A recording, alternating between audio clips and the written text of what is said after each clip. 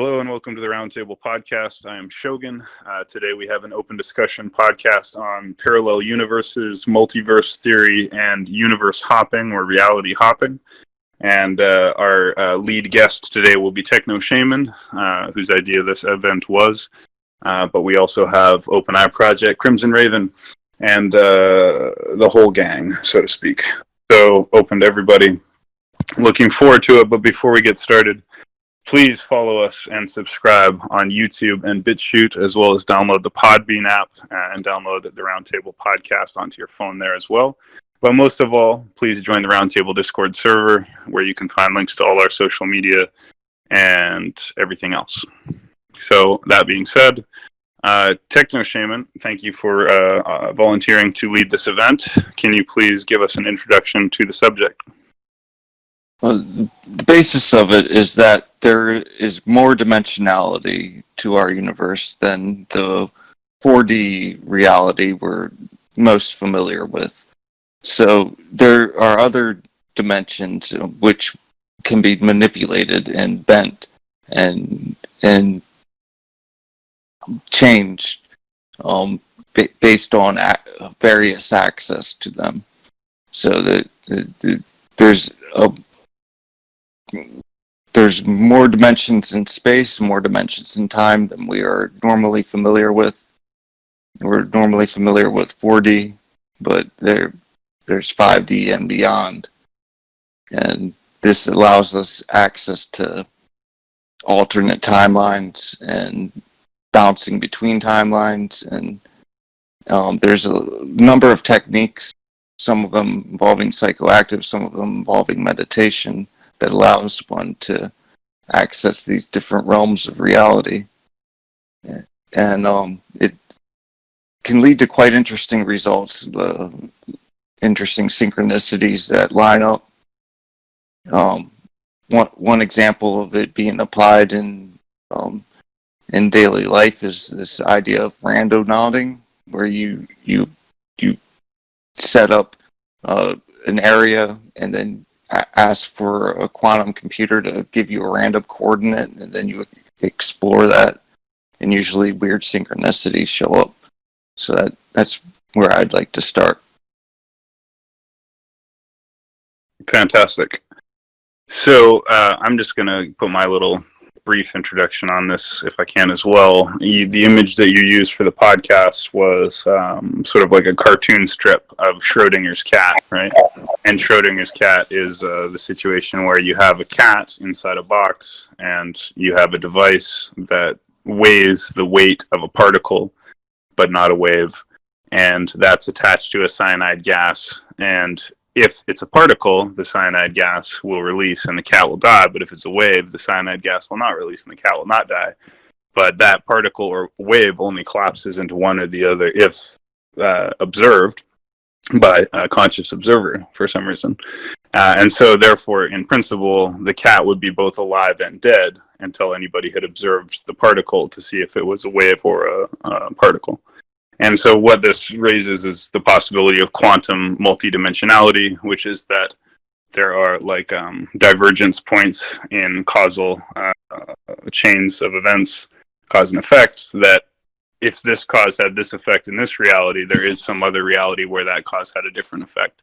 And then you get a cascade of alternate realities in which, in principle, there is a reality in which every possible thing has happened. So if it's possible that you married this person, it's also possible you married that person, et cetera, then there's infinite universes where you married all these different people. So that's the basic concept as I understand it. But I want to pass the mic now to, actually we're going to go Crimson Raven next, and then OpenEye Project, if that's okay. Okay. So, multiverse and Schrodinger's cat. If you're not ready to go now, that's fine. Or if you want to go, I have nothing prepared. But these are very interesting topics, right? Because this is very out of the box thinking, which I feel the majority of the populace does not have the ability to conceptualize things that they cannot directly observe, right? And even though they may be interacting with these systems, they are relatively unaware because of a reduced ability in regards to pattern recognition and just overall memory, right? Like, if you have a good memory and you remember every single thing and where you put it and what angle it was put at, and then you go into that space that nobody else has been in except you and notice, hey, there are a couple things that aren't where they're supposed to be, right? This is like all of a sudden, because of your higher awareness and your pattern recognition, you're like, this is different. It's the same, but there are differences that don't make sense. Like, or like, what was that thing that you said today, that there was like something that moved, right? And there was absolutely no explanation as to how that inanimate object could have moved, unless something was influencing it from a different time space dimension that you don't have direct observational ability over. So one of the principles is that the observed particle behaves differently, which relates to Schrodinger's cat experiment that Shogun was describing. So there could be extra-dimensional observers who are affecting observed particles, and it just creates a fascinating web in which entities in other dimensions could actually be affecting ours. That's a good point. Yeah, that's a very good point, and we can elaborate on that. But I also did want to explain what Crimson Raven just referenced, because this just happened. Was that yesterday, Crimson Raven? Or was it was either yesterday or today. I think it was, yeah. So it was very recently. But I was going down a flight of stairs at work into the basement, and on the floor was a little rectangular piece of brown plastic lying on carpet. So there was like short carpet, the short kind of carpet that's not like fuzzy, but it's like flat, like that. And then there's like a little about 2-inch square piece of brown plastic on the ground, just garbage basically. But as I'm walking down the stairs, no word of a lie, I'm looking straight at the thing. It rolls over and moves like 2 inches to the side. Like, it flipped over and like slid like 2 inches to the side. Like it both flipped over and moved. And there was nothing acting upon it. There was no wind. There was no physical object. There was no insect. There was no windows open. Absolutely nothing happened except that I looked at the thing and it went whoop, whoop, and moved over. And I was like, how the fuck did that happen? Like, wow. Yeah. That reminds me of a time when this happened to involve a quantum signature of dextromethorphan, but I fell asleep in a certain position. This was when I was living in a barn, and I had my mat laid out in a certain position, my computer next to me. So it was kind of neat because it had internet, but everything was lined up in a certain position in this barn, and I fell into this half asleep state, and I startled awake from that state, and everything was shifted about half a meter to the left. Every object, including an ashtray, computer, everything was just shifted about half a meter to the left, with the mat the only thing that wasn't shifted, so I could tell my movement. It was pretty freaky. I have this one theory. Like, we all know that the brain like operates in different brainwaves, like brainwave like octaves, right? So we have like alpha, beta, delta, theta, gamma, are like, I think, the main brainwave states. This is not counting any other brainwave states that may be off of this scale or in between those two things that could produce significantly odd results. But my theory is that, like, as our brainwave state changes, and it's changing all day, depends on who you are, really, I guess, but we're almost like constantly phasing in and out of like different possibilities and different layers of time space, and we're just doing this like crazy like shifty dance through the time space realities until we end up where we're supposed to be. Yeah, that makes sense. So I wanted to get OpenEye's take on this, because OpenEye has an experiential connection to multiple dimensions. So, OpenEye, do you have anything you want to say? OpenEye? Yeah. Well, these dimensions I deal with, I ran into a situation where I saw a sheriff close the door. I was at Sedona, like way out there in the country, out there in the desert, whatever, camping in my car on parking lot where they go hiking, and I heard the door slam or whatever, and then I looked. I could see through walls, and stuff, and through whatever, and I could see the the police car, which was out of date. It was like in the 60s, maybe 70s, I don't know. And it was a sheriff, and it had a different kind of star, like the old time days. And I saw him get out the vehicle and close the door and stuff. I don't know what the other door was. I just heard something, whatever, I don't know. And I sat up to see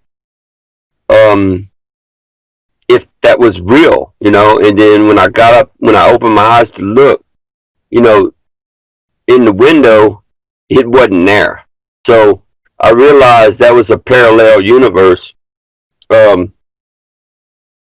I see other things like dinosaurs running around in Utah when I was camping up over there. It was like but I can't prove that's a parallel universe because I have no time of reference, But with the vehicle and the dude was dressed up different and stuff like that, I could tell that was a parallel universe. But when I see spirits, they look transparent to me. They don't say third dimension, second dimension, third, fourth, fifth, sixth dimension. It doesn't go like that. They just look transparent to me, and I could see invisible, beings and stuff like that. So, See, well, this is the thing: is it's not necessarily that you're going from a fourth dimension to a fifth dimension. Like in theory, a change like that would be very radically different. But like what you're doing is you're shifting between let's say like dimension 4.2 to like 4.256 or 4.3 or 4. Like you're kind of like in this octave and you're shifting, right? Until ultimately, like how all the new agers are saying, ultimately someday is going to come when we make a big shift and do like a quantum leap to the next octave. Right. Well, one thing that was weird in Utah, I saw at the same time I saw that dinosaur, I saw this knight or king wearing the crown, and he was like gold, and he was looking at all these swords and weapons and stuff. Now, that could be a parallel universe too, but it's hard to say. Well, the police officer was a one dimension, and then this dude with wearing armor and gold. His body was radiating gold and stuff. Having a crown on his head and looking at weapons and swords. I can't tell you what dimension these things are. It's just I just tell people what I could see, and it does come and go. Like you said, I could me seeing the third dimension, from first dimension all the way to the seventh or ninth dimensions, But I can't tell you. I have no way of knowing what dimension is because no one knows, Yeah, you may be seeing through a rift or some sort of rift in reality where you can glimpse historical events in the here and the now. I would ultimately say it's unimportant to put a number on it because our entire reality matrix exists in a like hyper superimposed state, right? Like there are multiple different Earths existing in the same space, all just separated by different like octaves of frequency, different like rates of like electron spin, and like different angles of like, I don't know, what's the word, like convergence? I think that's a good word. But like ultimately, many different instances of the same space can exist in the same space. And we happen to operate on matrix time for the most part, where there's a consensus time that tends to operate, but it's not fixed, and it can bend and morph. I've even been able to measure it myself, where my watch was sitting behind the clock on my phone, and then it would sit ahead of the clock on my phone, and it shows that matrix time is malleable. Yeah, I would agree. It is absolutely morphogenic, and it is also like auto self-correcting. Yeah, to the hopefully most optimal situation. I would think that any sort of advanced computer simulation would always be trying to seek, its most optimal outcomes. It wouldn't want to seek, to fall apart and destroy itself. Yeah. Well, I think when I seen that he was a white man, he wasn't Native American. Why is his reality way over here unless it was sometime in the past, like during King Arthur's days and stuff? They must have had a past on this earth that King Arthur and the knights, the armor and the sword and stuff, had to be in America too. It was just a different timeline. It was long ago. It's interesting. It makes me wonder if you're interacting with possibly a different point in space and time, I wonder if at that point in space and time, if that thing you're interacting with would see you. So let's say hypothetically this is some type of knight from the past, right? In the past, is he seeing OpenEye? Like that's an interesting thought. Yeah, well, it's like it's kind of like I'm an observer. The thing is, when my eyes are open, okay, I see these people inside the van. But when I'm laying down and waking up and going to sleep or turning over, I get glimpses of color, not just static and invisible. It's not just invisible beings I see with my eyes open. Sometimes I get glimpses of they're in color. I saw the gold armor, and he had a crown, and he was looking at different weapons and swords. And I don't know if I was, I can't tell you where I was. So Yeah, I was there, but I don't know if it was there. yeah. The Shogun, did I tell you I almost died there today? No, what happened? So I can show you the news article that apparently I took my Dodge Charger and I crashed it, and I was unconscious when the police came, and they took me to the hospital, and I was unconscious for like over a day. Because I got whiplash, I almost died, and yeah, so my car's towed, and I'm lucky to be alive. Yes, you are. And I'm glad you're alive, thank God. And maybe it's quantum immortality, which we can talk about. But yeah, I'm glad you're okay, man. That's what I wanted to tell you. If you want to see the news article, like it's interesting. Yeah, sure, you can send it to me. But obviously, I believe you. And like I said, I'm glad you're alive. I was just wondering if you're curious, but yeah. Serious about what? I just wanted to see it. It's pretty like cool images. Like, Yeah, I don't know. send it to me if you want to, by all means. But again, I'm just we're happy you're okay. And thank you. Yeah. Quantum immortality is a strange phenomenon. It seems that consciousness sustains itself by hopping to the universe where it sustains, and it seems to be how it works in one way. I would agree with that, right? Like with Mercenary's story where he almost died, right? So in like the multiverse, there are probably an infinite amount of different realities where different things happen. One reality, he broke his neck and instantly died. Another reality, he ended up getting in a car accident with two other cars. Like in one reality, he got out with just a scrape on his knee in another and ultimately it picks which simulation yields the most optimal result based on whatever the plan is for your I guess your life experience. Right.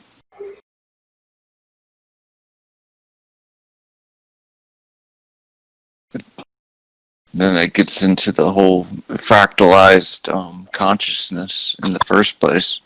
So before we get to fractalized consciousness, I just want to say, again about quantum immortality for anyone who maybe doesn't quite understand what we're talking about. It's the idea that, in any universe in which you die, your consciousness cannot exist anymore. And you can kind of maybe tie it to the first law of thermodynamics or whatever, which is matter and energy can neither be created nor destroyed. That's the first law of thermodynamics, I believe. And so if consciousness is either matter or energy or any combination of the two, then consciousness can never be created or destroyed. And so consciousness is essentially self-sustaining, but it can't exist in a timeline where it can't pursue any further logically coherently within that timeline. So it jumps to an adjacent reality where it can continue to exist. And well, so when I was that's because, energy for example, hold on. So, many times I've, done things or been in experiences where I probably would have died in most cases, and I didn't die and nothing happened, right? So, maybe I did die in other universes, and then my consciousness just hopped here, and that's why I'm still alive. Okay, I completely agree with that. It's just the same as energy cannot be destroyed or created or destroyed. But just like you said, just like consciousness. So that's the fundamental truth. Let me, I might be able to explain this better for y'all. Like when I saw a dead deer or dead animals, I go up to the deer. This was like the second time I did this. And he was saying something, he was dead, but he was, stuck in the body. And he was saying something about Sirius, and he wanted me to pray for him. I says, well, I'm going to try to get you out of your body. I wanted to try to get him out, And so instead of praying for him, I was going to try something. So I started throwing spirits. I tried to throw him out, and as I was trying to throw him out with my laser eyes, I got laser eyes, I could throw things. I was throwing a lot of spirits off of him. And I was saying, damn, they got a lot of spirits on top of you for some reason. And I kept on throwing. And I finally got to him where I threw him up in the air. And I saw a stiff deer. You know how the deer is stiff with his legs out and everything? I saw him flying through the fucking air. I got him. I caught him, with my laser eyes just right. And then I said, damn, I just threw you out. But his consciousness was still in the body. He wasn't out yet. So I said, shit. So I looked at the sun. I said, sun, spirits of the sun, come down on this deer and heat him up or whatever and get him out of get him out of the body, whatever. And I said that, and I could see the sun spirits I could sense them up there, and they started coming. And they got inside that deer and set him on fire, and then they call him fire deer now. And the spirit world was pissed off at me because I raised the dead, or made it happen. So what I'm saying is, just because your heart is not beating doesn't mean your consciousness is not at work. You see what I'm saying? Now I would love to talk to a dead human because I'd have to film it though. I gotta film it. And that way I can look at the film and go back and see what he really said. Because I could talk to dead people too. Just like dead animals. And the weird thing is, these animals can talk English. No shit. That's what freaked me out. Now if you go to Mexico, I guess they might be talking Spanish. Hell, I don't know. Well, very interesting take. And so we've been talking about multiverses, universe hopping, and quantum immortality. I think we've covered like a good amount of ground.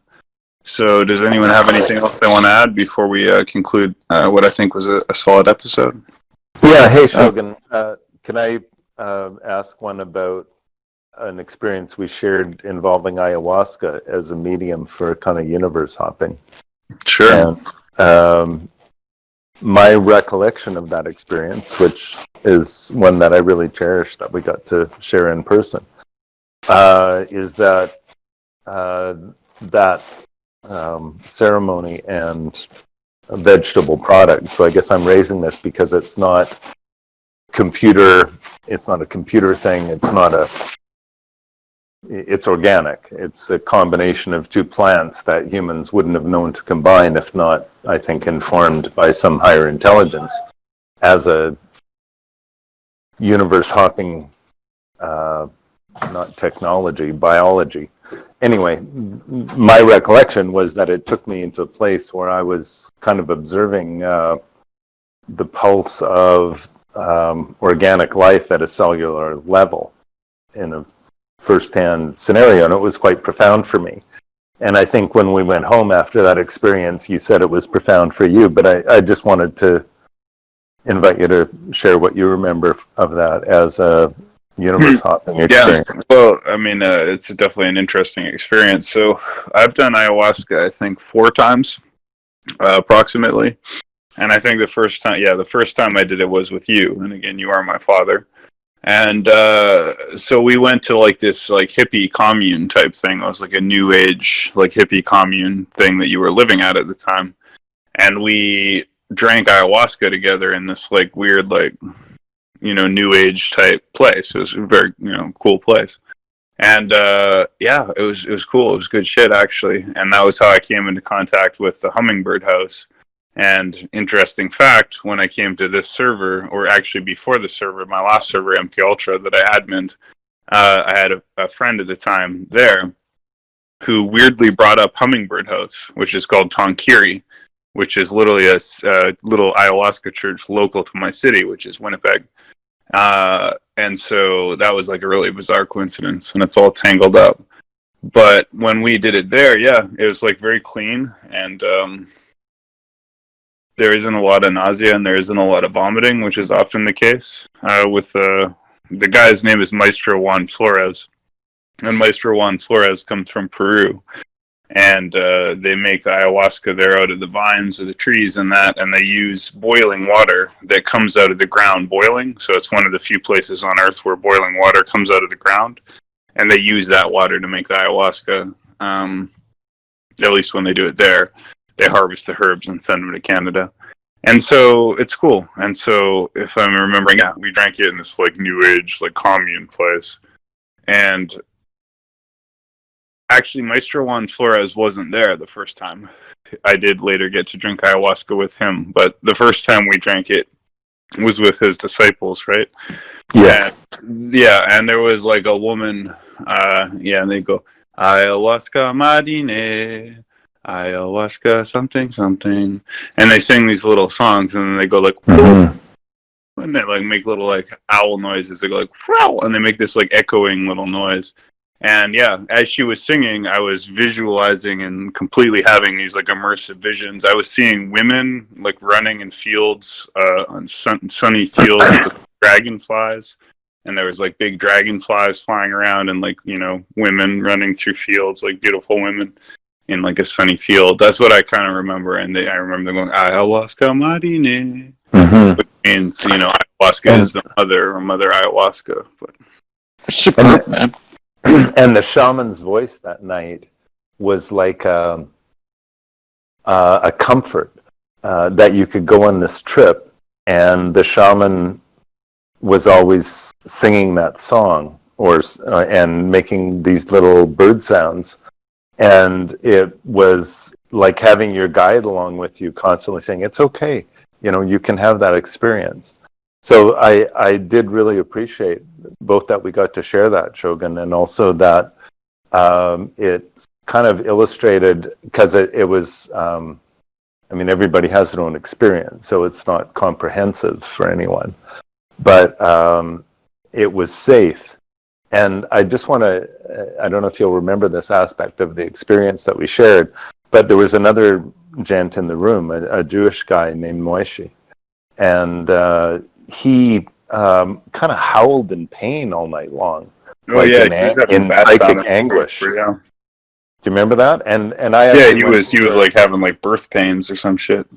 Yeah, and I just sort of went over. I remember for like an hour or so because we were there all night, and I just kind of like held my hands and kind of sent him love. And the next day or after the event, I went and spoke with him, and he was absolutely cool with what he'd experienced and had no memory of any sort of trauma or what we might have thought was causing these sounds of anguish. He just said, no, it was great. Like, I don't remember. He didn't really know what I was talking about. Yeah, he sounded like he was delivering a baby. Yeah. And there is the case that if you eat the wrong foods, you're supposed to follow a certain diet up to ayahuasca. And if you ate like a lot of tyrosines, which come from like cheese, wine, olives, like fermented things, if you eat those before ayahuasca, you can have a really bad physical reaction. So I assume probably that was maybe what was happening to him, is he was having like some kind of certain gut reaction from eating the wrong diet or whatever. And so he was having a physically painful experience, but that's great that he didn't remember it that way. Because, yeah, he was like, all night. It was anguish. It was that. And just one other thing is we were also not supposed to smoke any weed before. And I think the last thing we did before we went in there was smoke weed. Yeah, you can always weed, though. Weed is always safe. That's why it's so wonderful. There are things that are dangerous to do with ayahuasca, but weed is always safe. Yeah, but once I smoked weed before ayahuasca and I had like no experience, and the shaman said it was because I smoked weed. So Well, if there is the idea that there is a plant intelligence behind the ayahuasca universe hopping experience, then like plants might be counterindicative of each other, or maybe they're kind of jealous of each other in a way, and one denies the other its depth of experience. The thing is basically that they call it Mother Ayahuasca, right? So in if you're within the tradition of the church, which is sort of like a mystery school, you see Mother Ayahuasca as herself as one entity, and she has her own will and her own desires for you. So all the things like with ayahuasca, the reason it's such an amazing drug is because like everything about yourself, your soul, and who you are, and like what you think about and what you do and what you want, it knows all those things, and it's going to talk to you about them. So like any psychedelic does, but ayahuasca all the more so. And then there's sub-spirits like the jaguar, the anaconda, and the condor, which repeatedly appear to people during ayahuasca experiences. So ayahuasca is a supernatural drug by definition. Like when the CIA discovered it, or whoever discovered it, they call it telepathine because they believe they give you telepathy, because it does. So for example, the shaman can walk around and look at you and see your inner state. He knows what you're feeling and what you're going through telepathically. And yeah, it's a trip. And I mean, that experience that you described, Hawthorne, put me in contact with Don Kiri, which is called Hummingbird House. And then I had, I think, 3 more experiences. I think I had one with my ex-wife, who, of course, you know, and one with Devin. Did I do one with Devin? I think so. Yeah, did I? Yeah, I think I did one with my brother, who I shouldn't have named, of course, but that doesn't matter. But yeah. So I did one with my ex-wife, one with my dad, one with my brother. You know, it's pretty trippy. Amazing, man. And if I could just add one aspect that relates to universe hopping, ayahuasca is a formulation of 2 plants, right? Shogun, a vine, and a leafy plant. Yeah, Banisteria, Capi, and Harmaline. And they exist in a Peruvian jungle of hundreds or thousands of fauna, right? So there is no human mechanism or laboratory that the ancient Peruvians had access to that would have exposed to them or taught, or I mean, how the hell would they know that this vine plus that leafy plant allows you to have an extra dimensional universe hopping experience? How would they know that? There is no way by which that could be known unless it was revealed to them. It had to have been. It makes sense. So then some entity or consciousness revealed to the ancient Peruvians who think Machu Picchu and all of those crazy hilltop civilizations, I guess, would have been coexistent with the knowledge that there's this combination of two plants that allows you to trip into other dimensions. That's interesting. Yeah, definitely. Yeah, exactly right. And that's exactly right. So it's basically impossible, as far as we can understand, how they knew how to make ayahuasca, because ayahuasca was made by not just one tribe, but like hundreds or thousands of different tribes all around the world who, in many cases, had no contact with each other. And they used all different compositions and different brews, right? So the brew that I used through Maestro Juan Flores from Peru would be different than a different maestro, right? They call maestro is the term they use for shaman. And so it varies, right? And as Hawthorne was saying, the medication doesn't work. The medicine, as they call medicina, yeah, ayahuasca medicina, yeah. The medicine doesn't work if you don't combine it with the harmaline. So what it is a DMT-containing plant combined with a monoamine oxidase inhibitor. And if you combine a DMT-containing plant like Banisterium caapi with a monoamine oxidase inhibitor like harmaline or harmine, you create DMT. And you can also make pharmahuasca or oil huasca. But ayahuasca is the traditional shamanic brew. And the point is, it would have been impossible for them to make this, essentially, because unless they were just combining random, plants all over the rainforest for like hundreds or thousands of years and drinking them to see what happened, they would never have stumbled upon the combination of plants that would create ayahuasca. But if you ask them how it happened, they say the plants told us. And that seems to be the actual answer. Yeah. And the human experience is you throw up. Like it's not an attractive thing to do. From a simian biological point of view, it's not a natural thing for us to want to ingest, like blueberry pie. And yet somehow, and also Shogun, like not all around the world, but all around the Amazon, there were multiple cultures that formulated this, but it does seem to be unique to South America, I believe. And the world cultures always seem to find whatever psychedelics were available within the local fauna.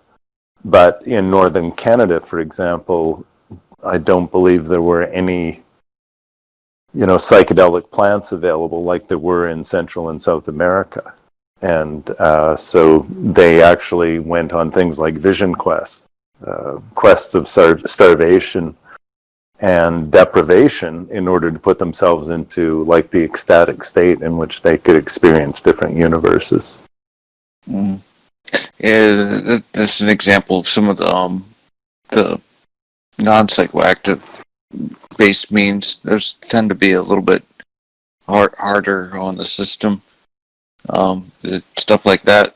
But there's a system where you can look in a mirror facing a reflection, and you stare at that long enough, and that can start to move and shift.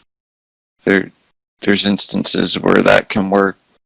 Well, mirrors are actually really profound things. Like if you have an out-of-body experience and you fly through a mirror, you go from an out-of-body experience to an astral projection. So you go from the physical world to the spiritual world. So if you're having an out-of-body experience, you're in the physical world. So you can fly like out your hallway or down your steps and outside and see what's going on. But if you go through a mirror, that's why it's Alice in Wonderland Through the Looking Glass, I think was the second book in the Alice in Wonderland trilogy, and she walks through the mirror. And if you look up like Poke Runyon's occult theory, he uses, you can summon beings to appear in mirrors, and that's why there's that like Bloody Mary thing, where you go Bloody Mary, Bloody Mary, Bloody Mary, and she appears in the mirror or whatever. But that essentially is true. You can actually put a black cloth or something like that. You can make a black mirror and summon like demons to appear in it and shit. It's very, very strange. I've had this experience myself where I was in one of my, prophetic episodes, and I was looking in the mirror, and I had a candle, and I lit the candle, and then there was a mirror that like you could fold the sides of the mirror on either side, So I was able to make like a triangle of mirrors around my head, essentially.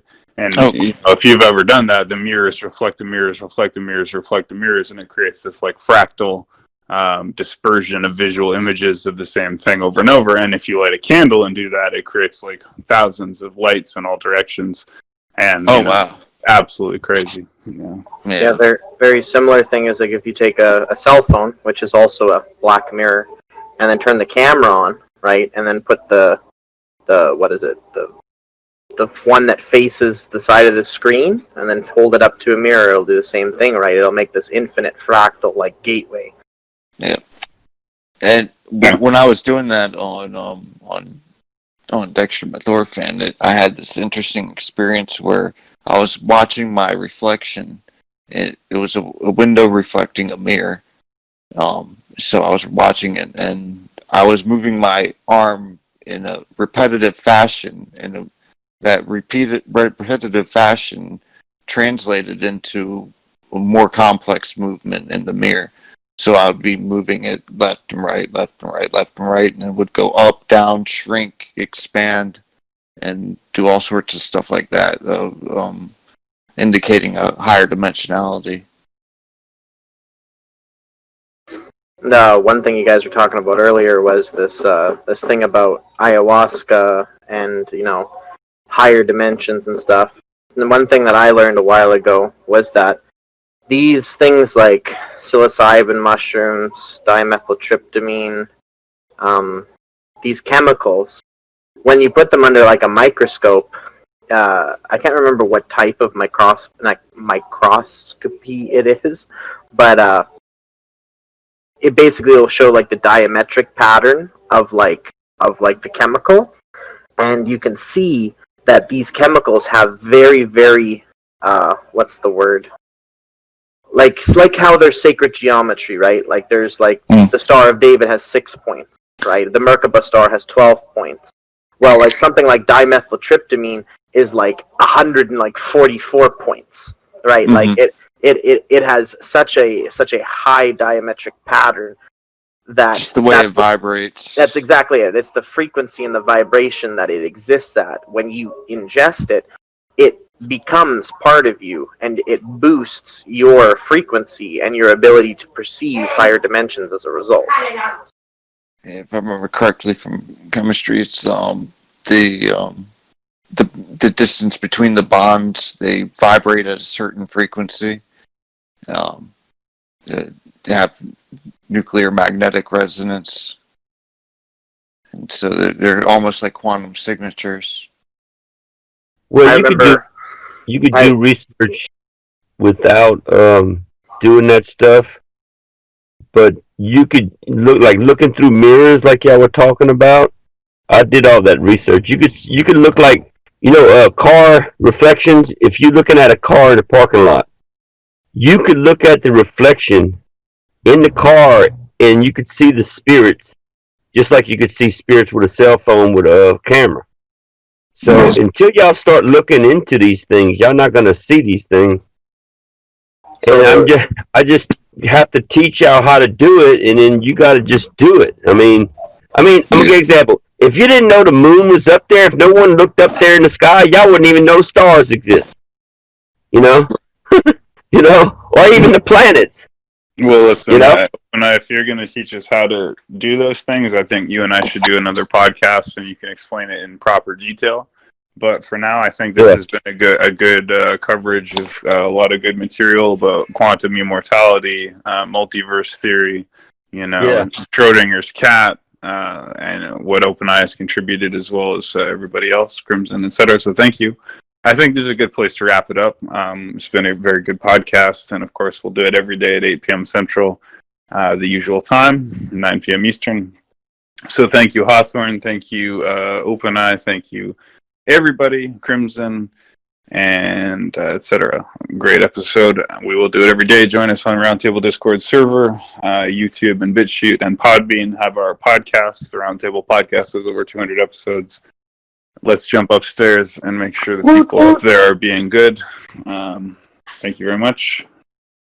Thank you. See you tomorrow. Namaste. Thank you, Technoshaman.